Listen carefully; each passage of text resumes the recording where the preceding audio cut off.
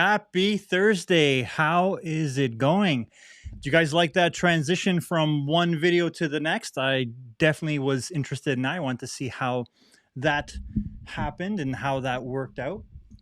All good. All right. Happy Thursday. So today we're going to be talking about don't buy a camera, buy a brand.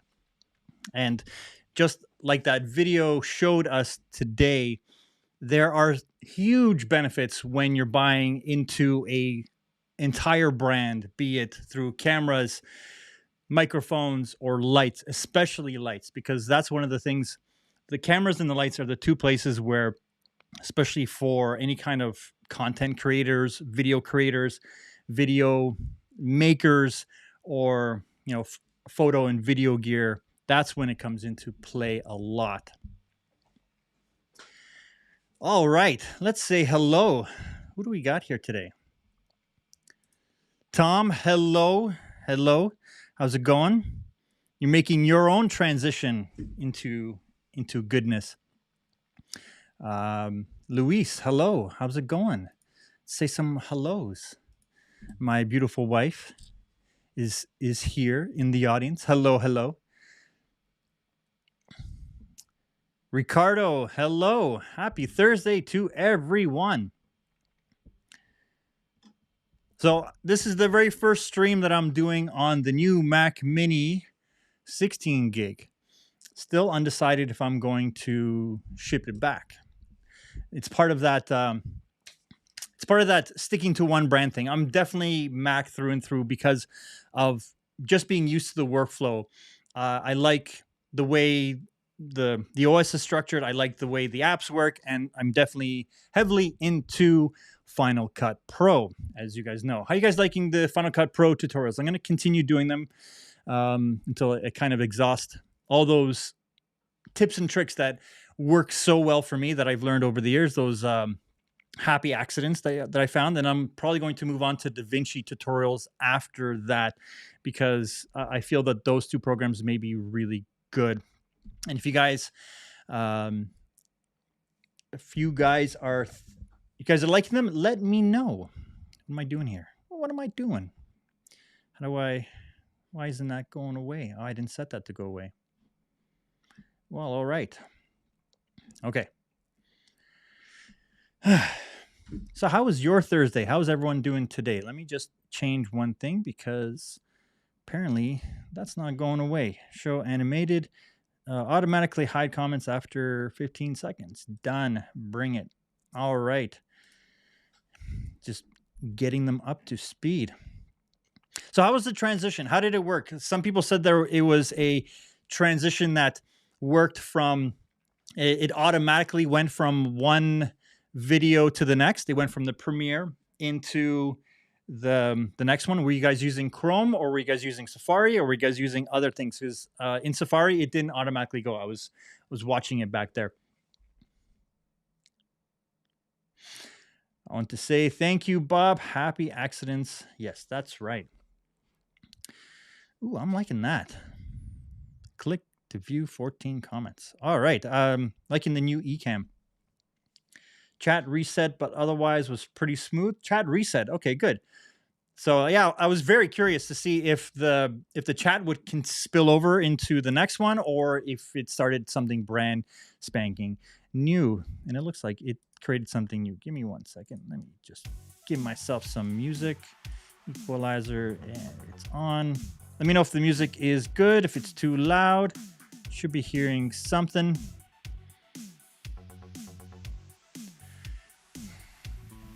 Chrome. All right. Let me know if that music is too loud or if the music is working for you guys. Yeah, so it was definitely an experiment because there's a client that was thinking about doing a show or a whole hour-long video that then would spill into a live show. So I definitely want to try it out, but it's something that is only available for channels with 1,000 subs or more. I want to see how it flowed and how it was working. But again, going to be talking about nice, not too loud. All right, good. So the music Music is not too loud. All right. So the whole video that we were talking about today was don't buy a camera, buy into a brand. And I'm pretty sure you guys have run into this if you have used more than one, if you've used more than one camera on a single project, you'll find that the colors are different. Like for instance, even right here, the difference between these two cameras is significant. This is the EOS R, and this is the Canon C200. And what's happening over here? Hello? I think my daughter's trying to break into my room. 1 second, guys. One second. Hello. She's going back downstairs. All right.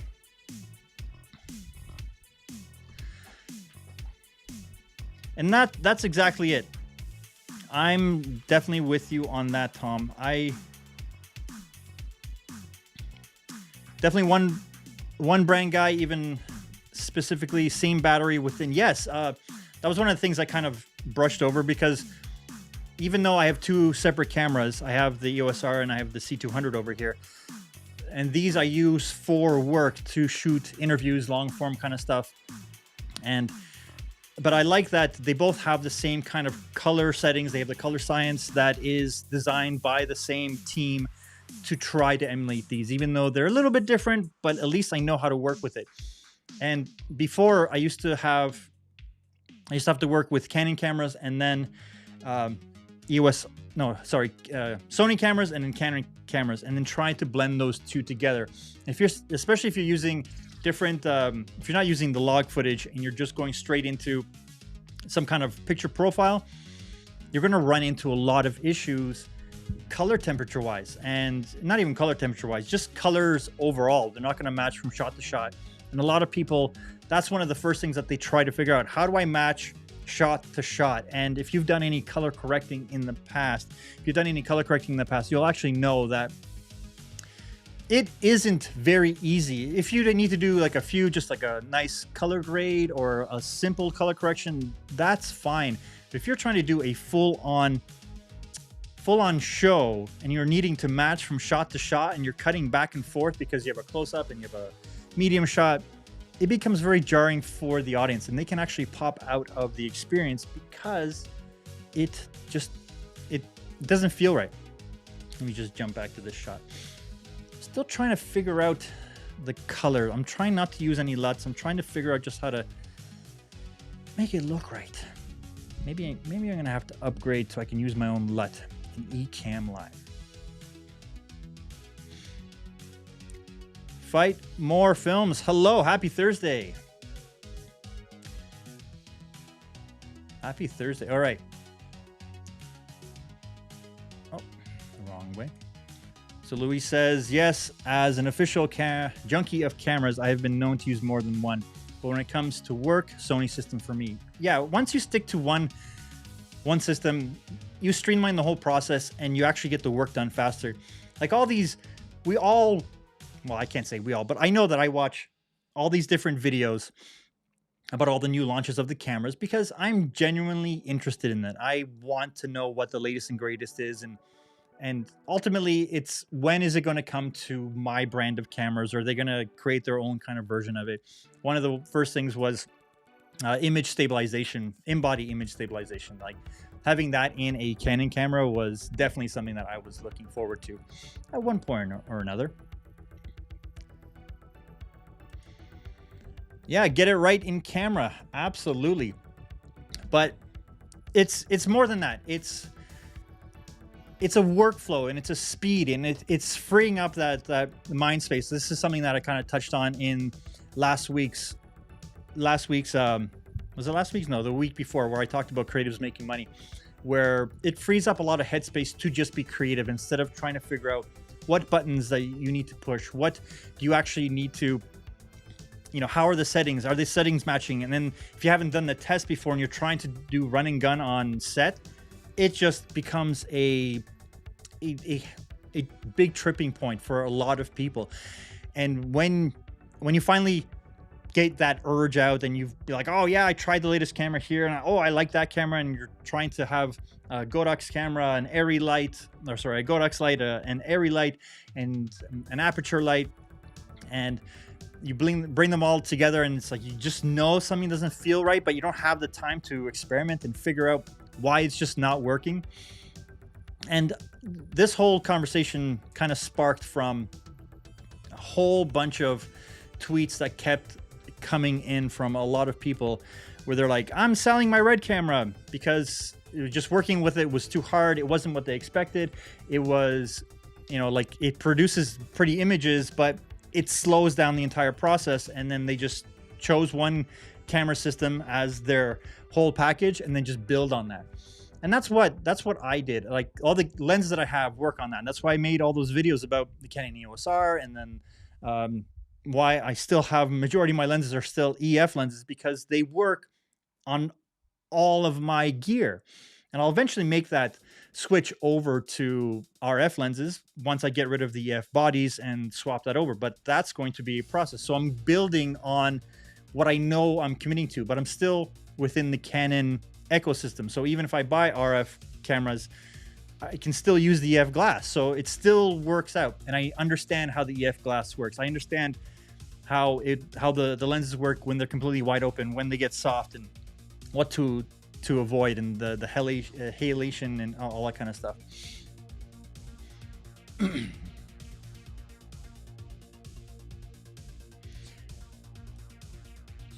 Hello from Indonesia. It's Friday. Well, good morning to you.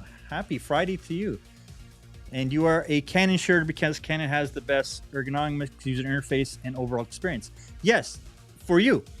Other people will swear by Sony gear. I agree with you, because I find that Canon overall just has a camera system that I prefer over the Sony system.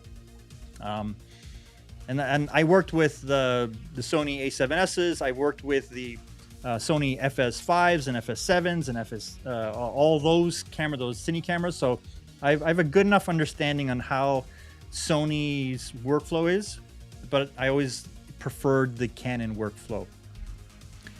Saw a few articles, buying cameras in the age of firmware updates.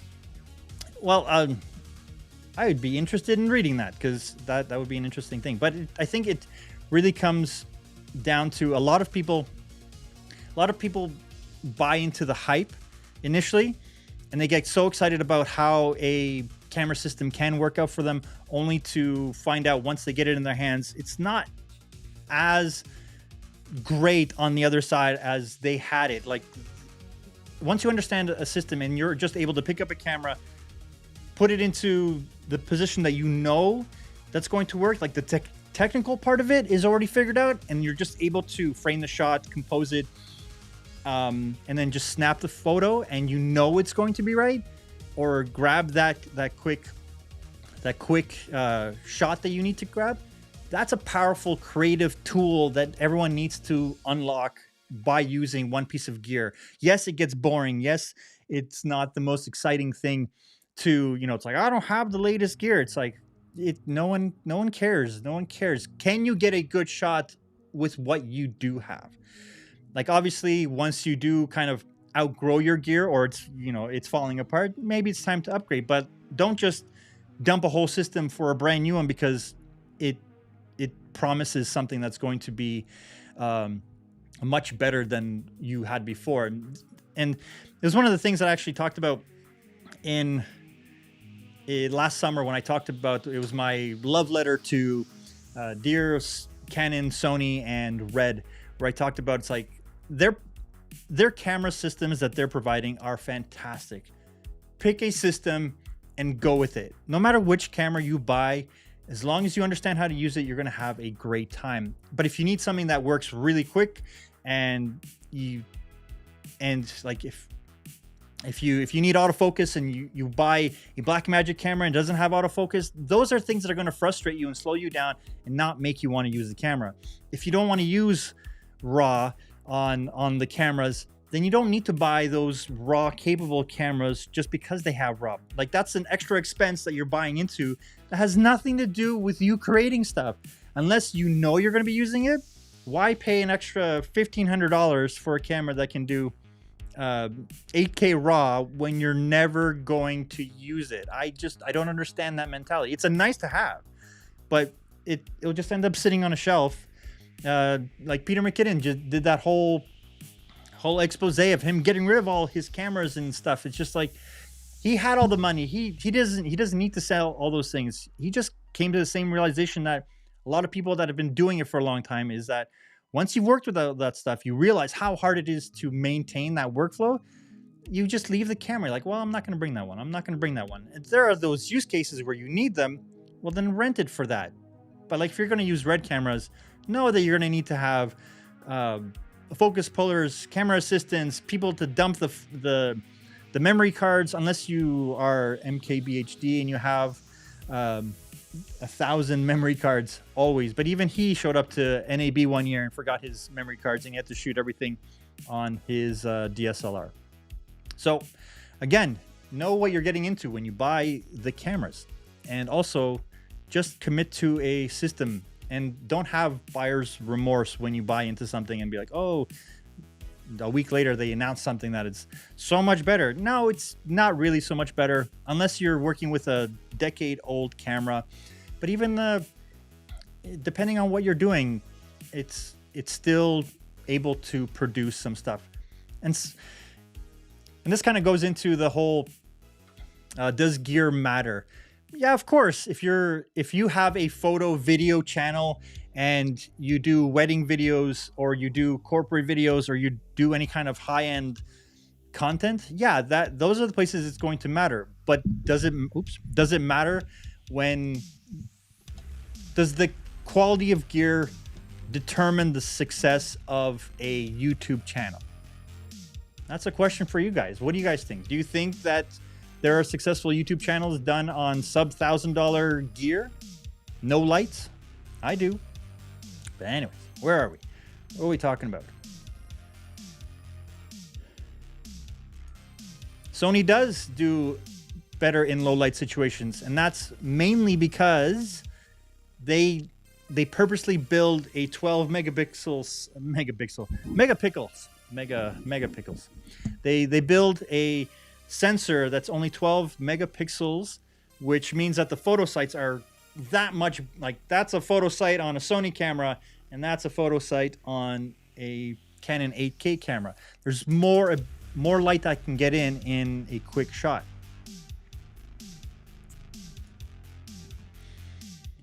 So the problem is that people think that the latest gear will make them much better. Yeah, I had this whole discussion, completely agree with you. It's the greener pastures on the other side. If you only have this camera, then I'll be able to produce amazing content.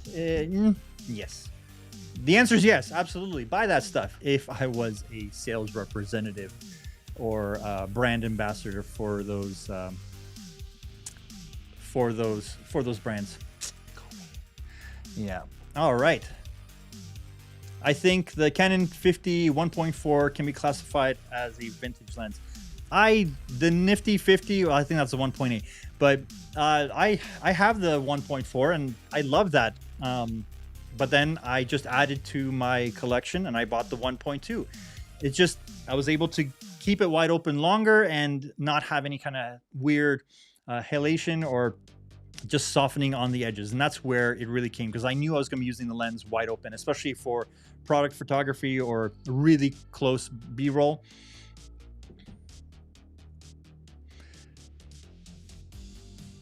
Whoops. What's going on here? Okay. So the hype and the leaks and the spec sheets are just marketing strategy, in my opinion. Yeah, but that's the whole point. They're trying to sell people up on that. On the video that I did with Brad Dixon, we talked about the manufacturers who create a lot of the lights that that content or YouTubers use, and they slap a CRI on the camera or on the lights, and through their own testing, they're able to get 95% CRI. A lot of people don't even know what CRI stands for. It's color. What is it? Oh my goodness. Gone. Color rendering index, which means are they able to get close enough to the color that they're mentioning? And 95 is pretty good, but it's still not great. So even when you test one light to another and it says 5600, well, that's their approximation of 5600. So it's not going to be a true 5600. So if you know that, then you have to be like, well, is it higher or lower?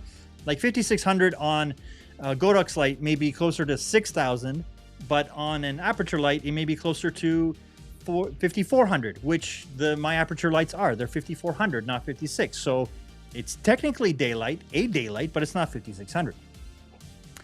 So knowing that, if you start mixing your lights and then you try color correcting from one side to the other, but then you color correct for this side, then this side is going to be off, and vice versa. And it just turns into this playing back and forth of trying to balance, like, well, I'll just get it close enough.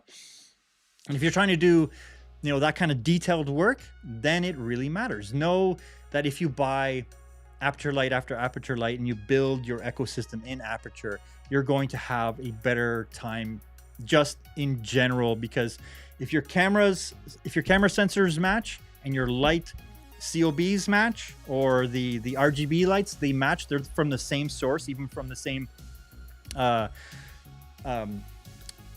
shipment or kind of batch as they build them, then they're going to work. But if you buy a light today and then 2 years from now you buy another light, those lights are probably not going to match anymore. But they'll still at least be close, because the people that are building them are still going to be trying to make sure that their quality control is within that margin of error. And the same thing goes with microphones. If you understand the pickup pattern of microphones, you're going to have a much better time mixing with multiple cameras or multiple mics. And I know that a lot of people just like the way some certain things look, and that's what you should go with. If you like the look of a Sony camera, then go with Sony's and just be confident in your decision and build on that. If you like the look of aperture lights, or you like how they have their app that you can use and control that. Like I find that to be efficient, where it's like, if I set up a whole lighting rig for a shoot and I can go in and control the intensity, not like that. Like the only other time I was able to do that was when I was building a studio and you have everything on a DMX controller. That's great. But being able to do that with an app, it's even better, because there's no wires you have to string, and you have to then make sure that the cables all work, because if one doesn't work, the whole system goes down, or up until that point. It's that ease of use that comes from having the confidence to just stick with one brand and not be like, oh, they have a Sony camera and they were able to produce this really good piece of work. But then you turn around and you see someone else produce an equally amazing piece of work with other gear.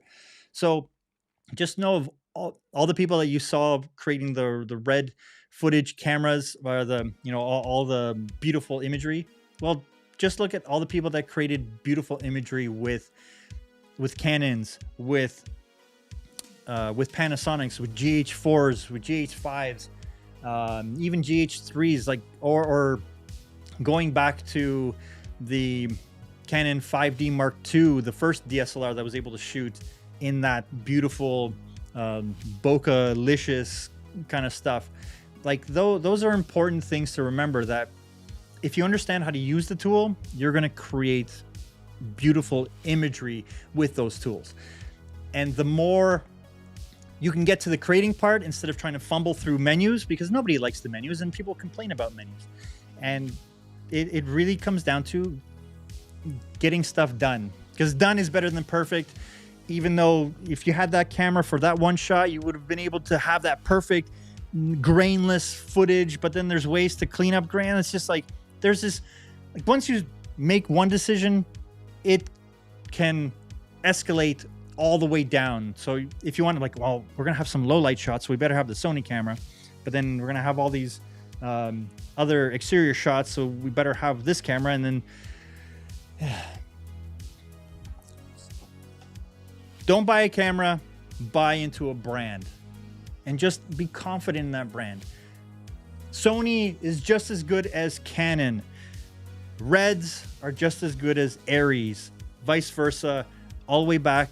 And I really don't care how much people are like, oh, I like the look of this. It's like, yeah, people buy those cameras and use those cameras for whatever they're doing because they like the look. But then that's a preference, not a fact. Like, you can't say that one camera is empirically better just because you say so. That's not a great explanation. It's the same reason why a lot of people say that film is better than digital. No, it's not. Film was the pinnacle, the highest quality you could get at the time, until digital caught up over the last decade.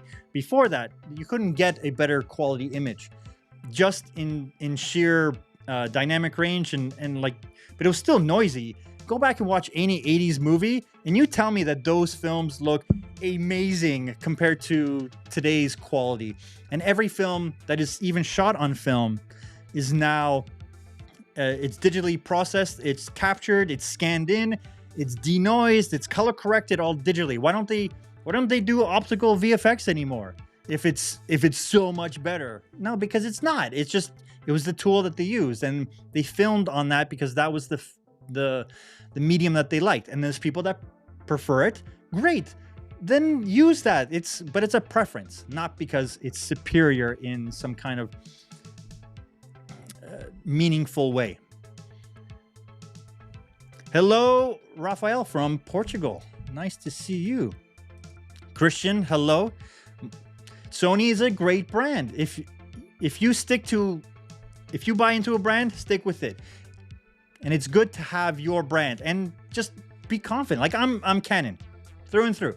I'm Mac, not a PC. I just can't. The analogy that I like to draw is that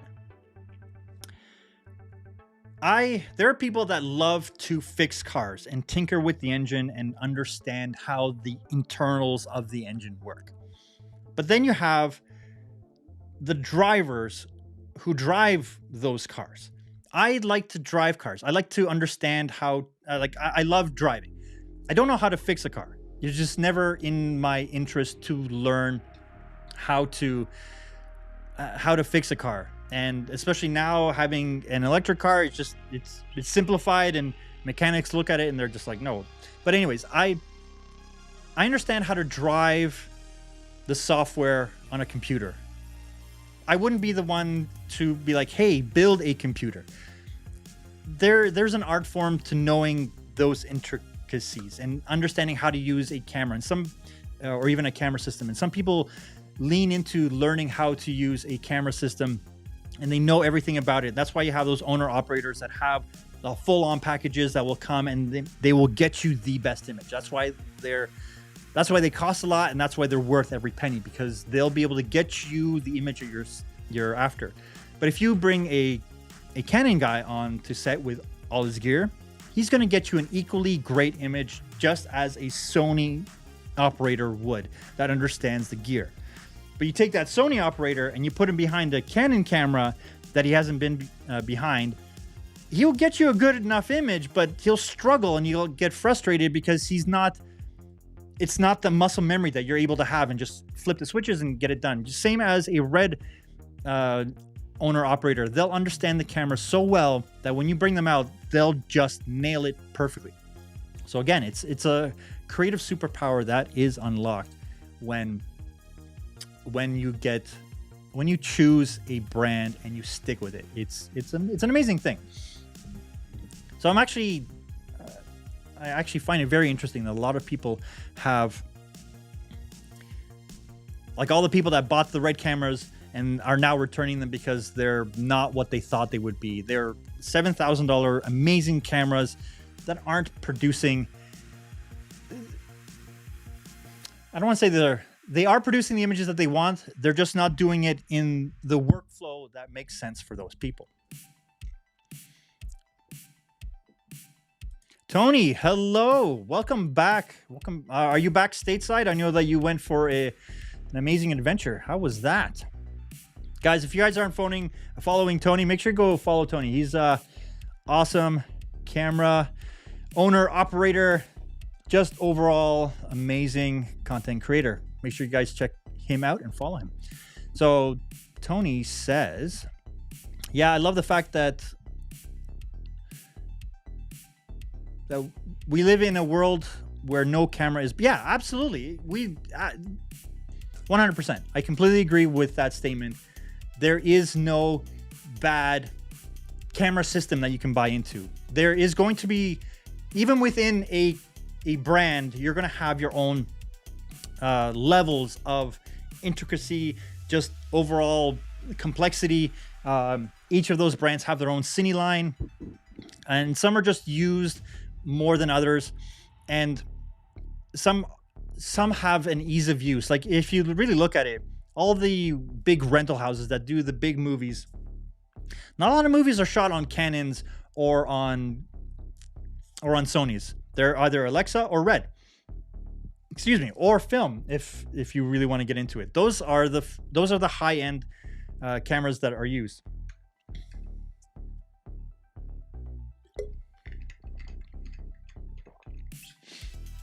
Excuse me. All right.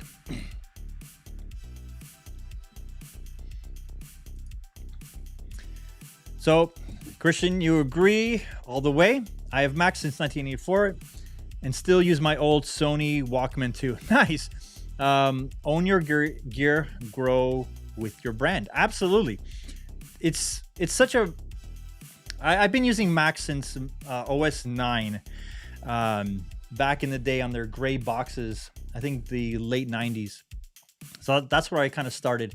And just every time I've owned a PC, every time I've moved over and tried to use it, the applications are the same. After Effects, Premiere, even now DaVinci, they're all the same. Photoshop, like I understand how to use the software.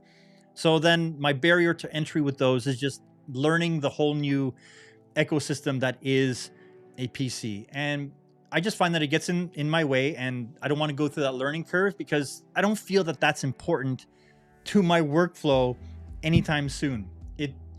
The machines, the kind of work that I do, they work great. I know that I can buy an equally powerful machine on a PC, and people make the argument that for $500 you can get a massive great PC. No, you can't, because I live in that world and I understand that.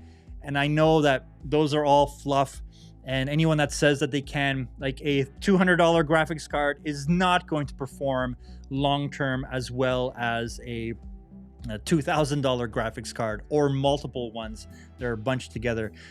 Same thing with CPUs. The i5s and the i7s are great. The i9s are better, but Xeon are designed to take a beating day in, day out on the professional level. So anyone that always tried to tell me that, I always kind of laughed at them. It's just like, yeah, I don't agree with you one bit.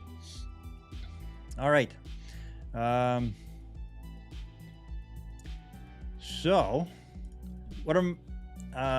that's why you should rent, borrow first before. Yeah. I think that's a great way to put it. And I always try to make sure I can get my hands on a piece of gear to test it well before I use it in any kind of professional situation or on anything where I need it to be mission critical, as they say.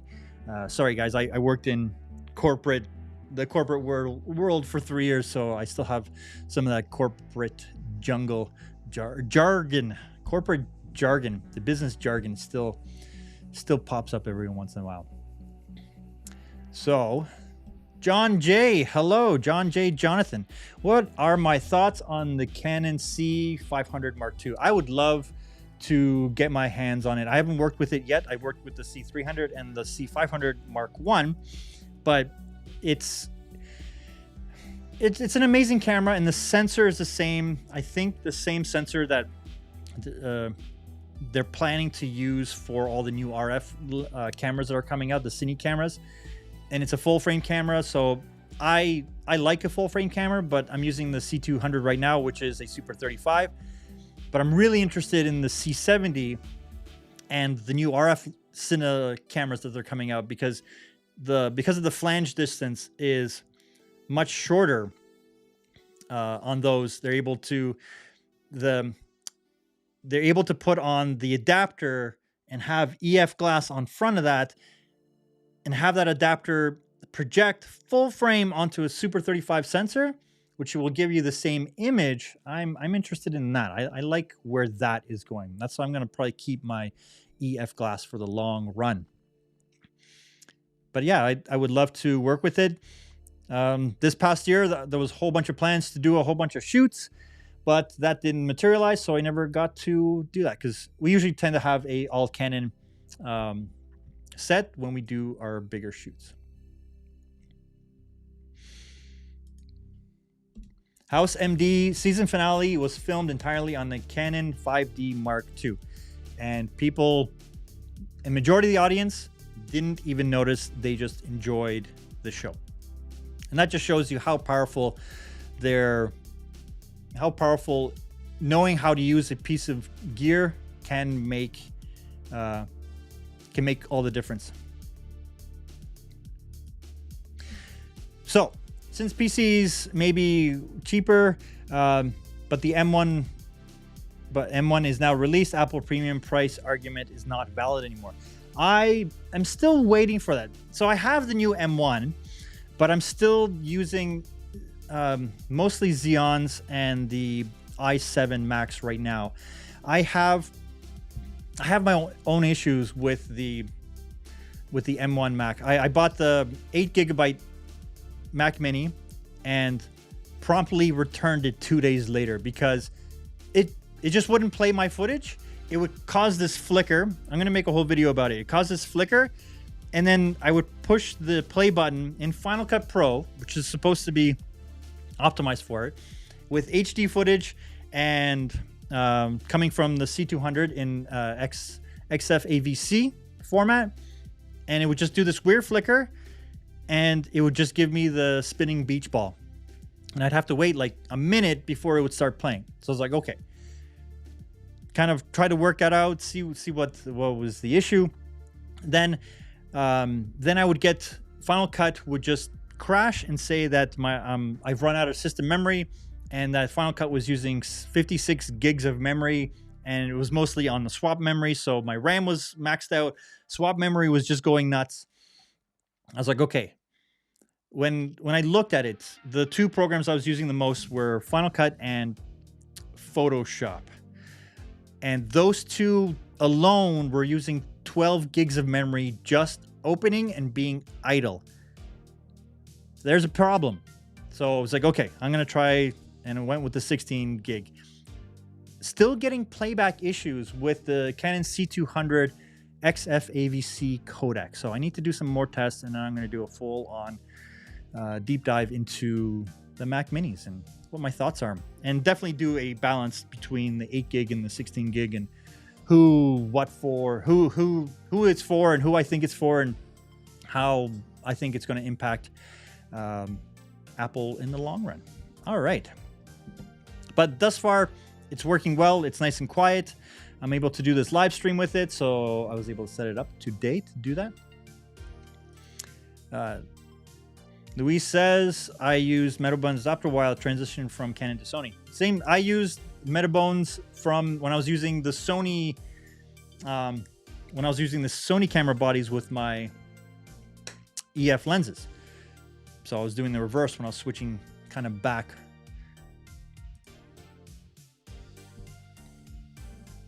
Okay. You guys are having a conversation. That's all good. So what's the difference between APS-C and Super 35? It's the same. It's a crop sensor. They just call it a Super 35.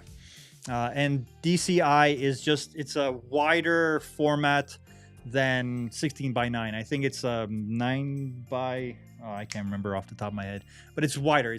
If you're doing a 4K image, I think it's 4,000. No, now I need to look. But it's like 4,096 by 2160, I think. DCI format. There we go. Let's just see.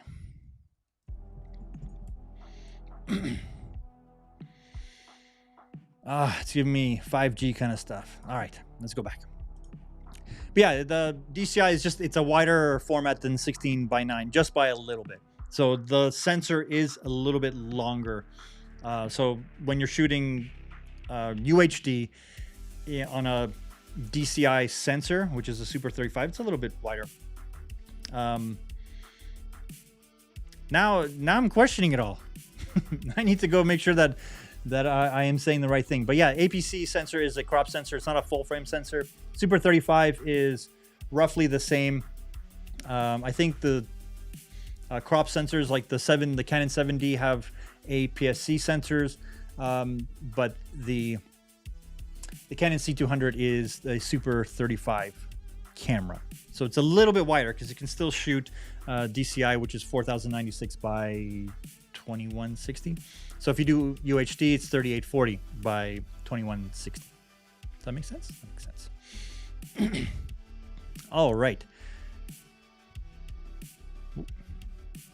Oh, going the wrong way. So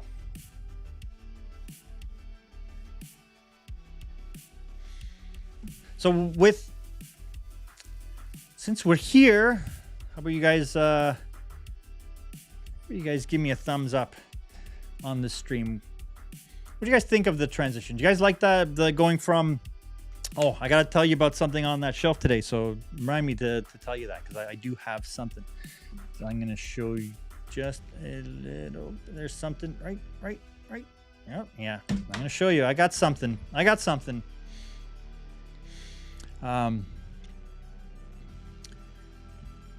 see.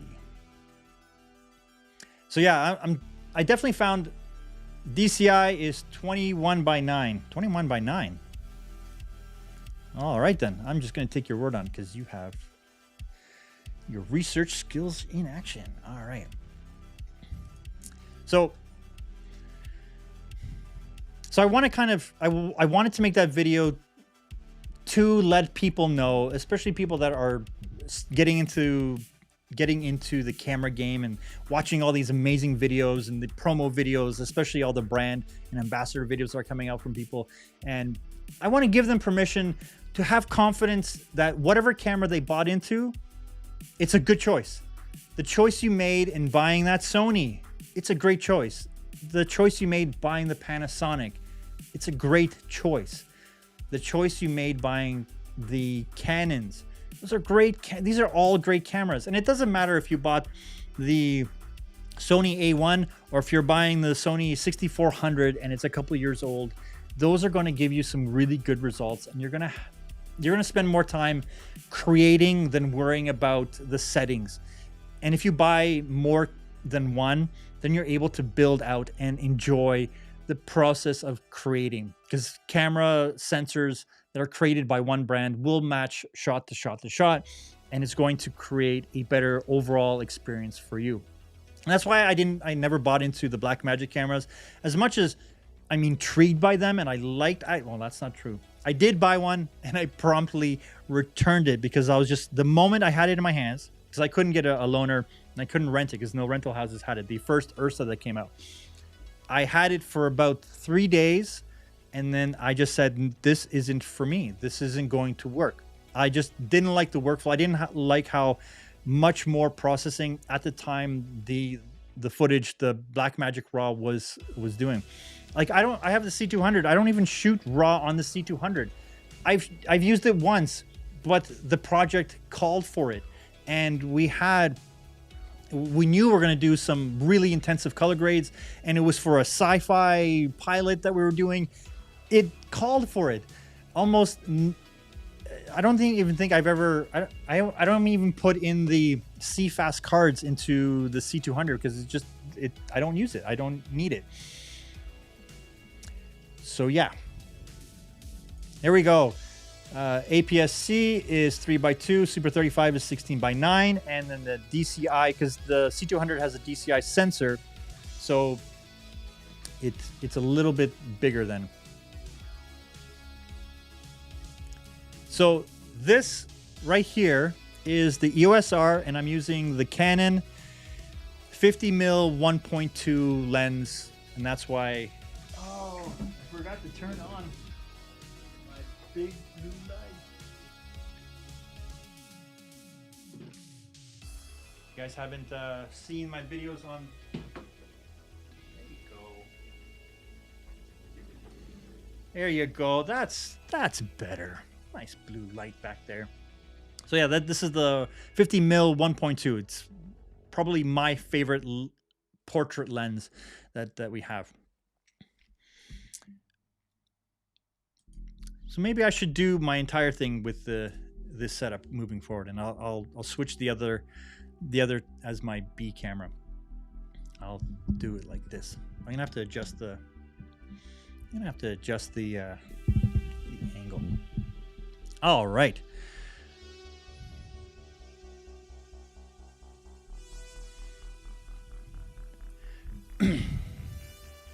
Never late, my friend. You show up exactly when you're meant to. Hello, happy Thursday.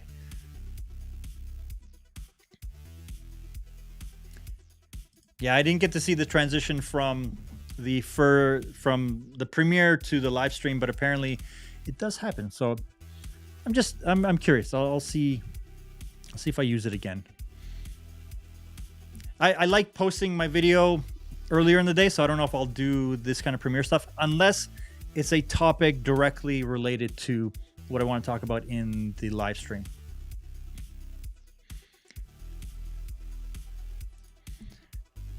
So, do I believe a matte box is overrated or even necessary when shooting with, say, a 1.4 prime lens? If you don't need to switch out, if you don't have how do I answer this question quickly and simply? Yes, I think matte boxes are overrated, especially for a lot of situations. Unless you're shooting outdoors and there's a lot of light that you're trying to make sure that isn't flaring into the lens, and you know you're going to be putting in filters, but you only have the big square filters, and you need to put in multiple ones like ND filters because your camera doesn't have an ND filter built into it, then that's when matte boxes are needed. But most indoor situations, they're not needed unless you need to put on those specialty filters like a Pro Mist, like anything else. But like just a matte box, just to have a flag, it's just added weight and something that goes in front of a camera that isn't necessary. Again, it's knowing when to use a piece of gear that is proper for the situation, not to just use a piece of gear just because it looks cool. Now, there are instances where sometimes building up a camera rig when you're showing up on set makes the client feel better because they feel like they're spending money, and you're not showing up with a DSLR, you're showing up with this whole rig with handles, with a matte box, with like that's an optics thing. But is it functional in every situation? No. And especially if you're doing handheld stuff and you don't need it, there isn't going to be light leaking in, and it's just not necessary. Like there are those matte boxes that have the handles built right onto it, but that serves a dual function. So in those cases, you can definitely use that kind of stuff. But again, just knowing when to use the piece of gear and if it actually makes sense to what you're doing. All right, let's see, any other questions? So again, giving you permission to build on the gear that you have.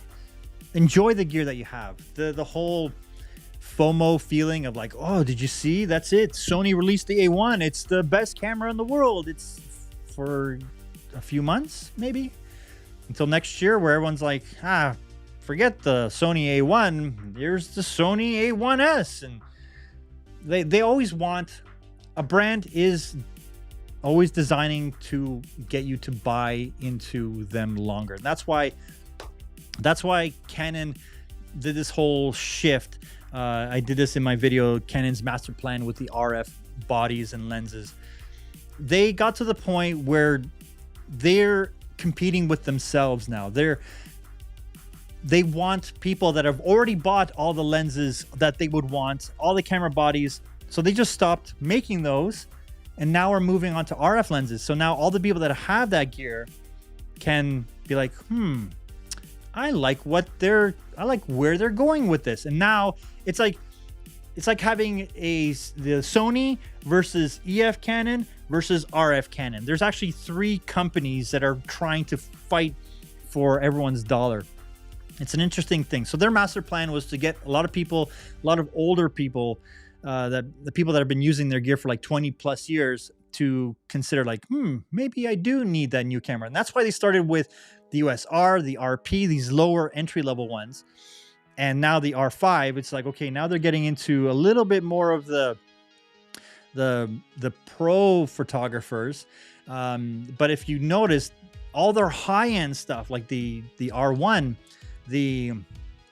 all their Cineline cameras, it's a slow rollout because those people take longer to change their stuff. So a $2,000 investment for someone that has a lot of disposable income to test it out and see if they like it, buy that new lens, play with it. Like that's why it's a slow rollout. That's why it's going to take probably another 5 years before their entire lineup is converted to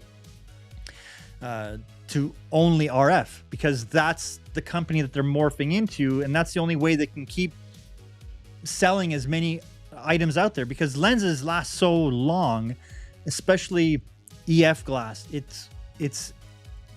EF glass is so good that a 10-year-old piece of glass like the 28 to 70 Mark 1 versus the Mark 3s is not much difference in that lens for most people to notice, except the price difference. Jeez Louise. Not that Louise. So whenever a new camera comes out, I get excited because the market will have killer deals. Yeah, the used. Okay, that's it. Okay, sorry, confused me there for a second. But yeah, the used market will have great deals, absolutely. And you can find the Canon EOS R, and that's why I made that whole video on the used market for like $1,000. They're still selling it for $1,700, but it's going to drop as they go.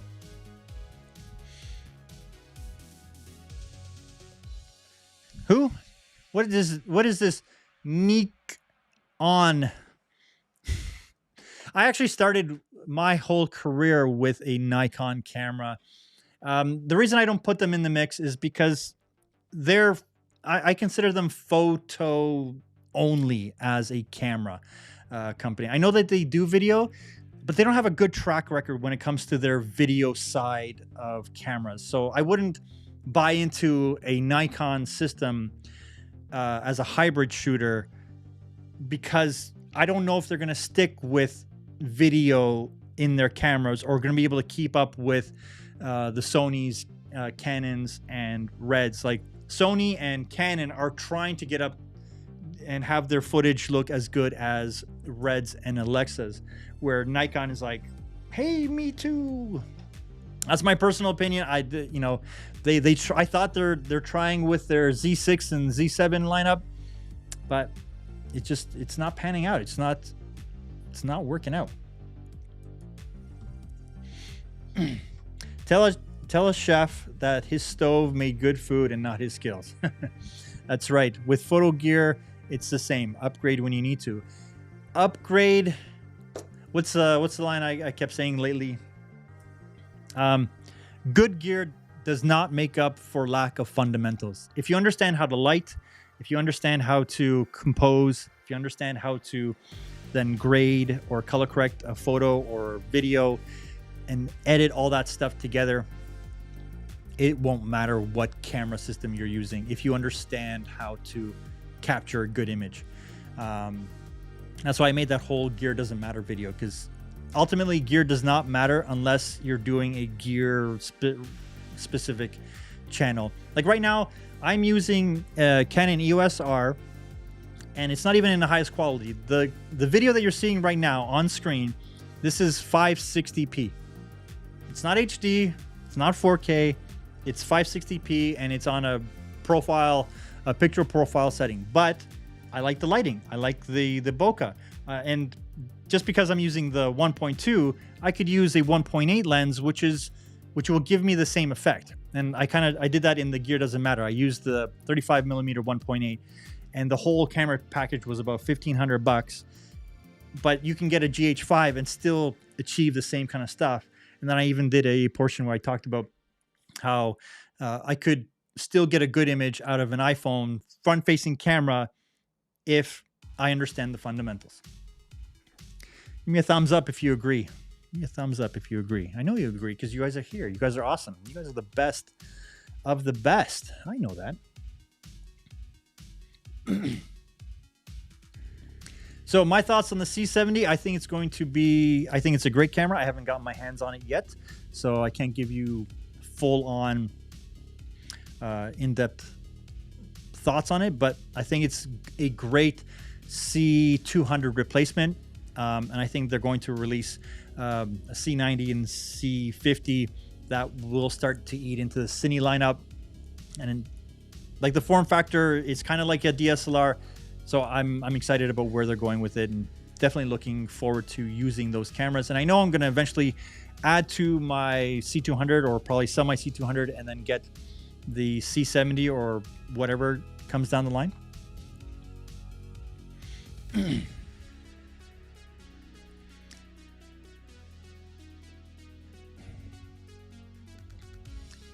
All right.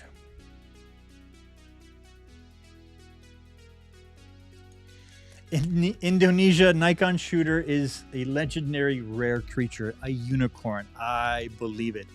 My sister actually shoots Nikon and she swears by it, but she does photos, so she loves it. She will not switch to Canon. She just can't stand it. She doesn't like it. She doesn't like the workflow. She has a whole Nikon community that she's part of, and that's where she wants to live. She doesn't want to get into the Canon versus Sony mindset. Hello, in focus. So the more you understand who you are as a photographer or videographer, the less gear you actually use. Yeah, because you're able to achieve more with less. And sometimes more is more. Let's not kid people. Like I have 120D. I have a 4-foot tube behind me. I have all these little lights in the background.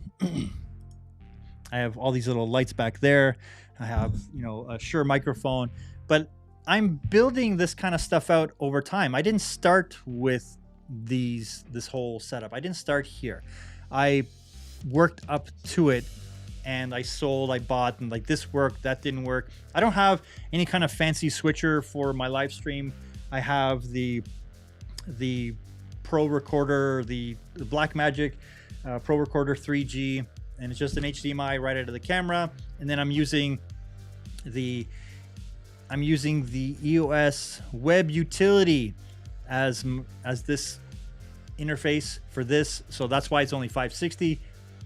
And I think it's working great. I just wanted a better microphone that sounded a little bit better than the microphones, because I wanted to isolate it a bit. But like, this is a $250 microphone. I think it's great.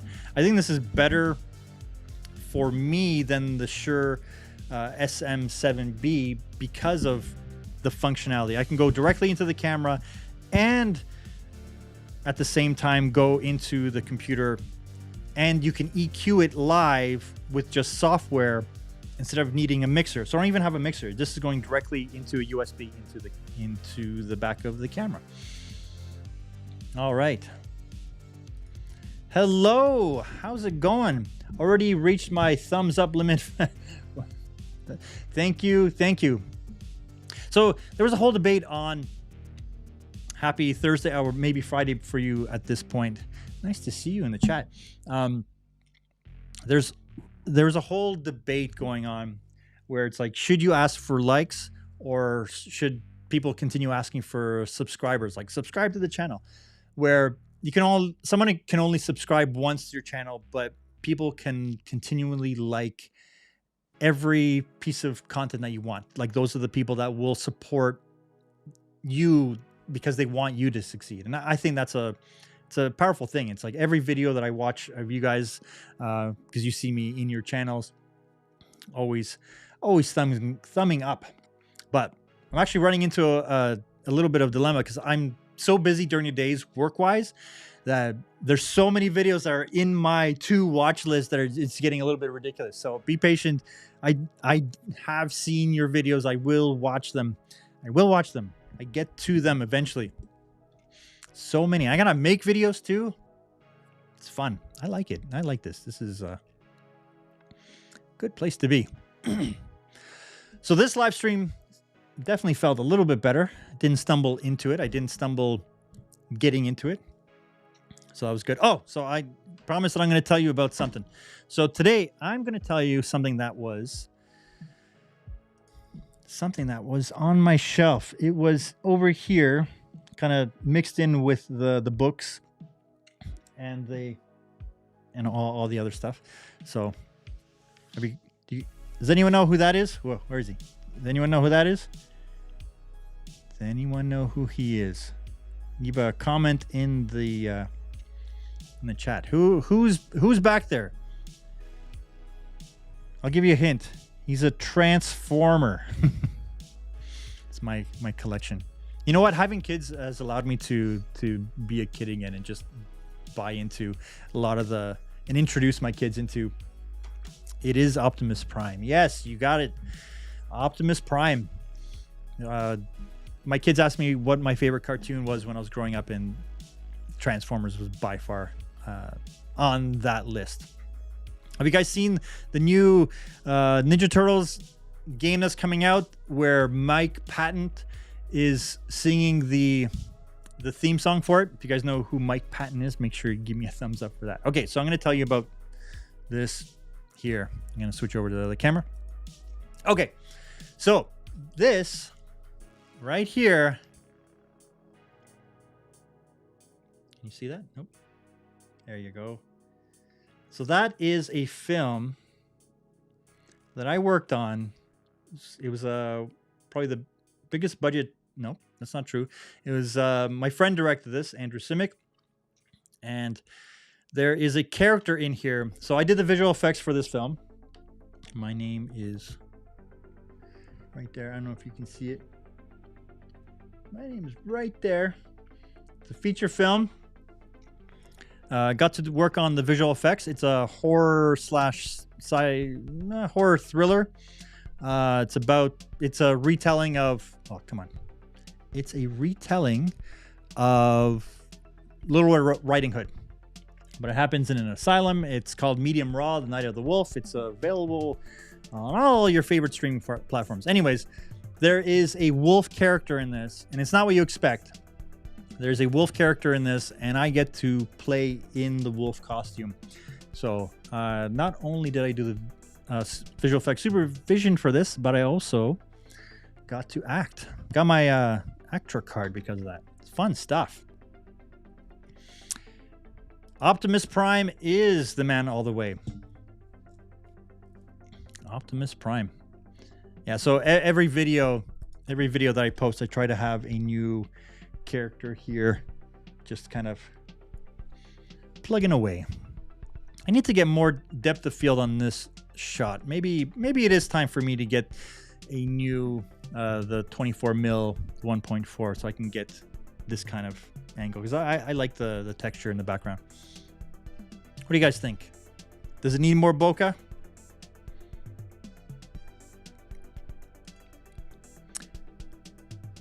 The costume was claustrophobic. Actually, I didn't expect that because you had to put on a whole helmet. It was this whole rig.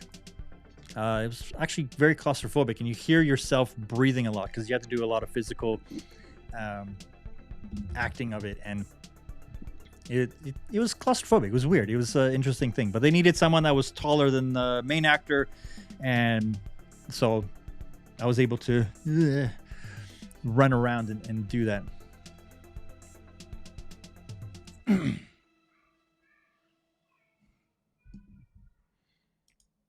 He-Man, Master of the Universe. There you go.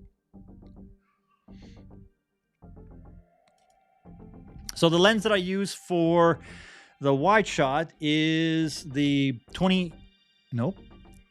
It is the 16 to 35 2.8. It's a great lens. It's a great workhorse lens.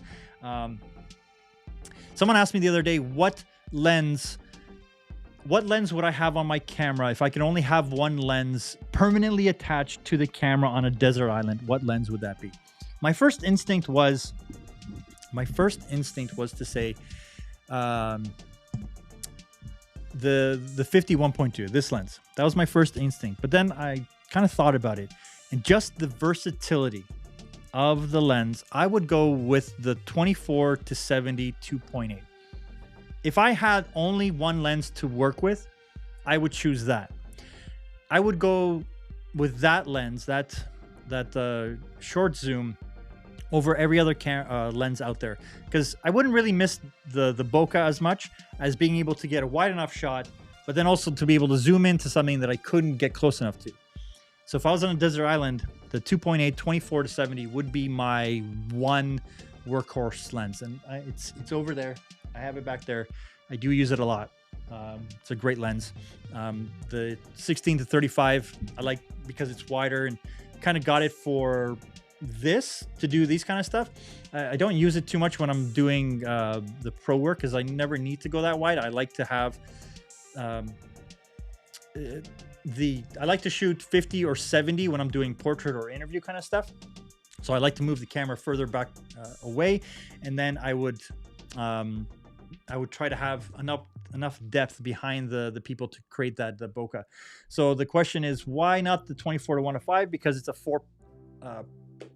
f4 lens, which is, you need even more light to get it to work. So the 2.8, those two stops or the one stop is actually quite important.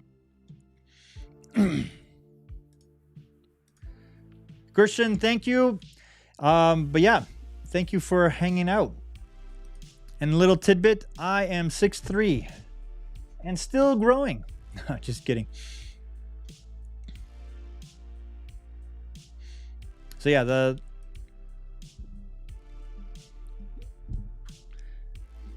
thanks for hanging out so late. I appreciate it. All right. Yep. Are you on a desert island? Plenty of light. That's right. No, hopefully it's not cloudy. Anyways. So, that's bad. So anyways, once again, don't ever feel bad for choosing one camera or another. If someone ever says, "Oh, you chose the whatever brand," say yes, and I love it.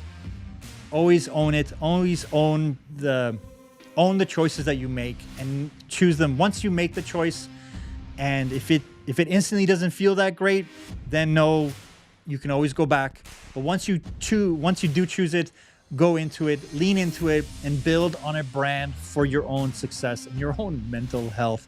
It's an amazing creative superpower that is unlocked by having a complete brand and building on it. As always, thanks for watching. Give this video a big thumbs up. I'm Raphael. Subscribe if you haven't. I'll talk to you soon. Happy Thursday, and bye for now.